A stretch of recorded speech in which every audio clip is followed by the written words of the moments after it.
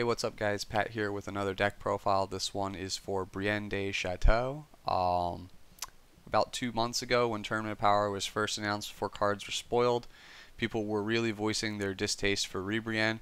So me just trying to troll, I stated that HENSHIN.dec would end up being the meta and Ribrianne would be basically the best card in Tournament of Power. Here we are 2 months later, and honestly that's not that far from the truth.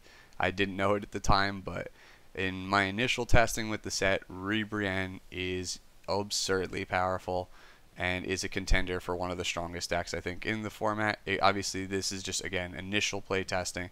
It could change drastically over the next month to 2 months. We just don't know. But the deck has been exceeding my expectations quite a bit. Right now, the build I'm going to show you is for Ribrianne Chateau as the leader. This deck is probably stronger as SS3 Goku because the consistency and the speed at which you can hit the combos with him as opposed to Rebrand is much higher. And this list is partially optimized for SS3. But if you wanted to play Rebrand as the leader, then here you go. Here's a list for you.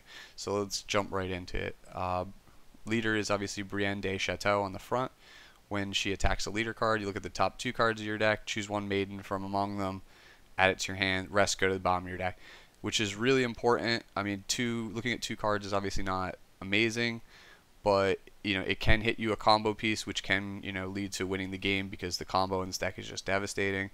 And when you're not hitting it, you're just tucking the cards away that you don't want to see to complete your combo anyway. So just even if this leader just stays on the front the whole game and you never actually flip her, yeah, that's fine. Because all you really need is the combo to win the actual game. Looking at her backside, she's Ribrianne, Maiden of Anger. She has activate main once per turn. If you have Kakunsa and Rosie in play in your battle area, choose one of your opponent's battle cards and KO it.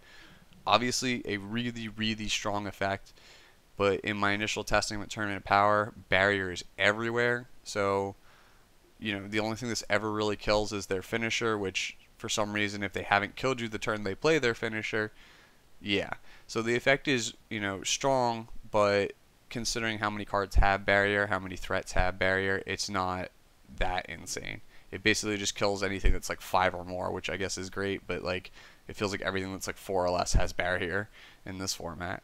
And then obviously it has when it attacks, draws a card. So moving on to the actual deck, Zarbuto, Maiden Attendant. Look at the top 3 for Universe 2, put it in your hand. It's our standard turn 1 play. If you're playing SS3 Goku, you might not even need this card at all because you're starting on turn 2. Your turn 1 play, it should be the 2-drop Ribrianne Chateau at that point. This is just here as a filler card so we can do something on turn 1. Speaking of turn 1 plays, Caway Keycaster. It's basically Raging Spirit Sun Gohan for green. Yeah, like if you're playing SS3 Goku, you play this card. This card is just a really strong defensive card. And it lets you, potentially ping for damage later on in the game or clear your opponent's board.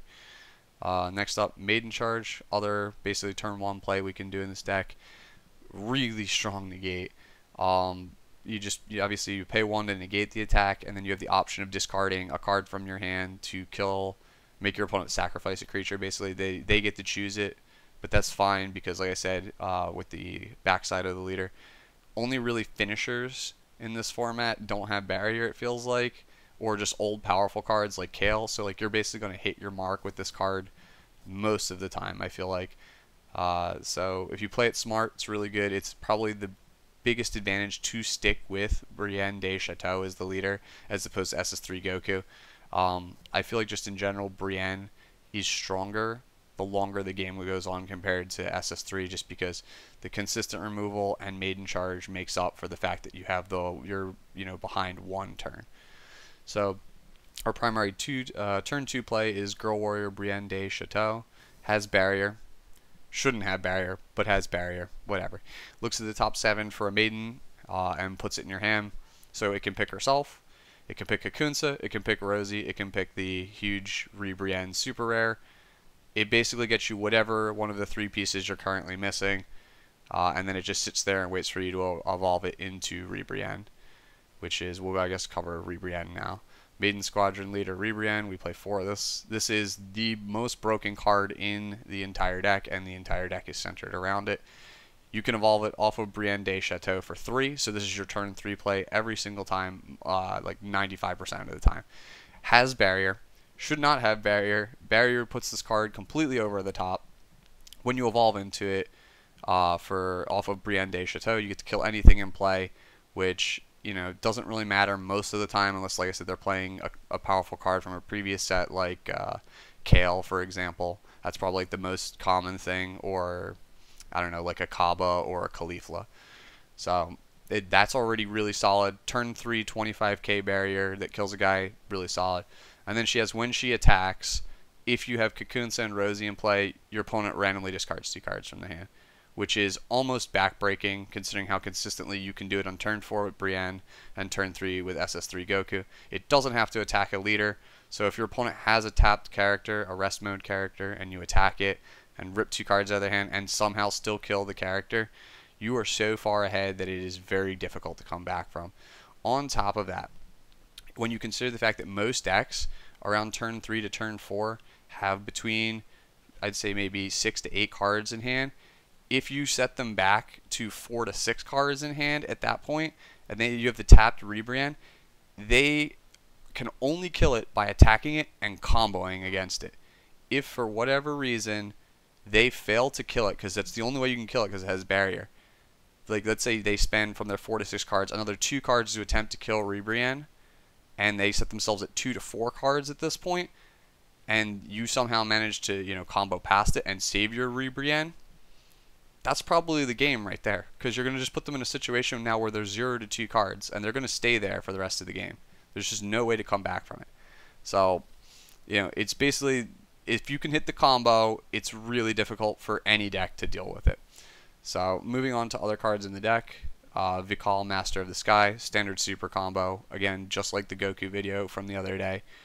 Activates at 5 or less life. It's a advantage over playing SS3 Goku, who activates at 4 or less. But yeah, just standard super combo. You're just going to play it no matter what. Then we have 3 energy power Gotenks. This is just an extra card, just a flex card. If the game hasn't been closed out by like turn 5, you can just start dropping this guy and keeping the extra energy open for defense, and just start whittling away at their hand with Rebrand. He's just more hand pressure. Just really powerful card. Against yellow decks, this card just kind of slowly eats them alive.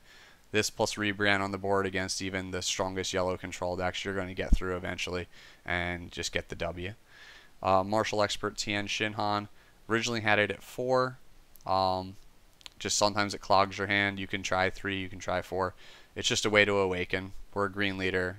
We don't want to waste deck space on Caulifla because it's not as consistent, and we don't really need to awaken to win the game, but having a way to force ourselves to awaken is pretty nice.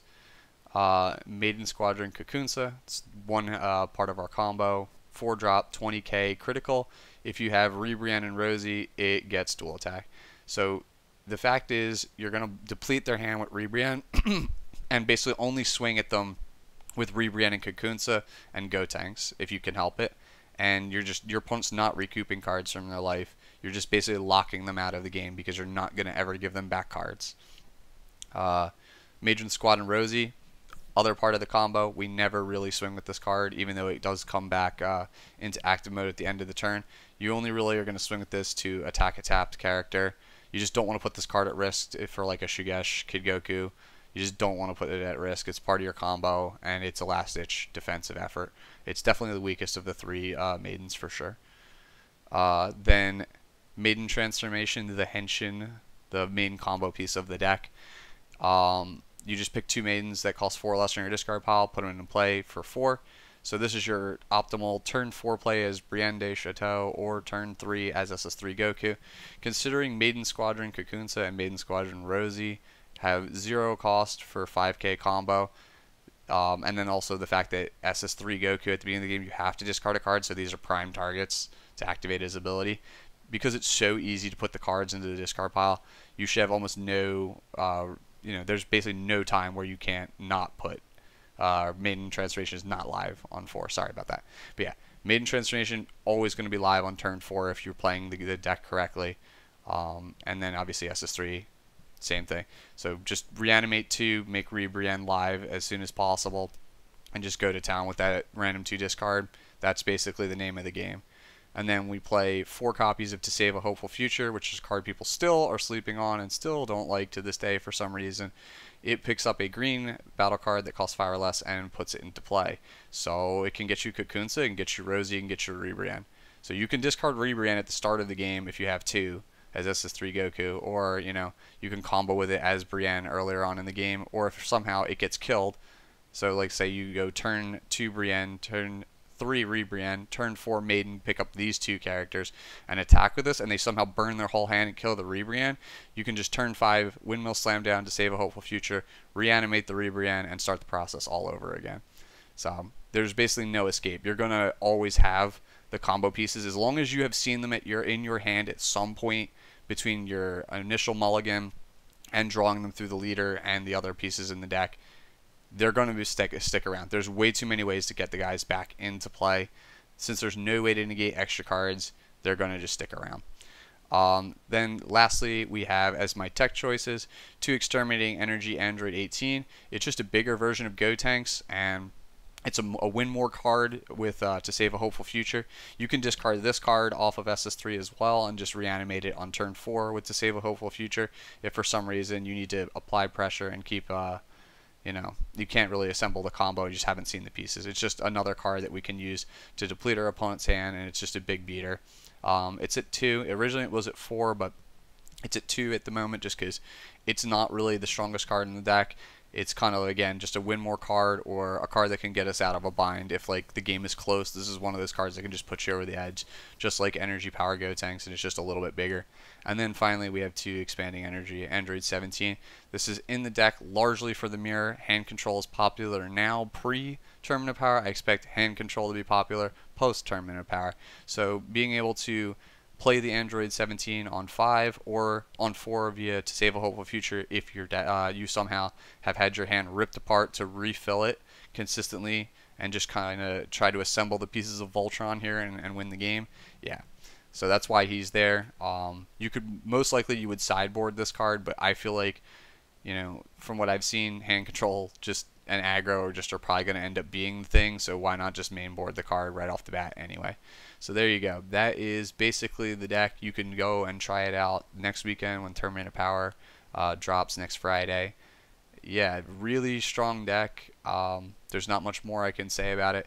Like I said, it's strong with Brienne de Chateau and beats a lot of decks with her at the helm, but with SS3, it's just a whole nother monster. It's just so fast and so consistent. Alright guys, so that's it for me. If you guys are in Hartford this weekend for the ARG event, come say hi. Would love to talk to you guys. If you have any questions, as always, you can hit me up on Facebook, or again, you can hit me up at ARG Hartford this weekend. I will be playing again in the Team Wars with my buddies from Connecticut, so I will see you guys all there. Have a good one.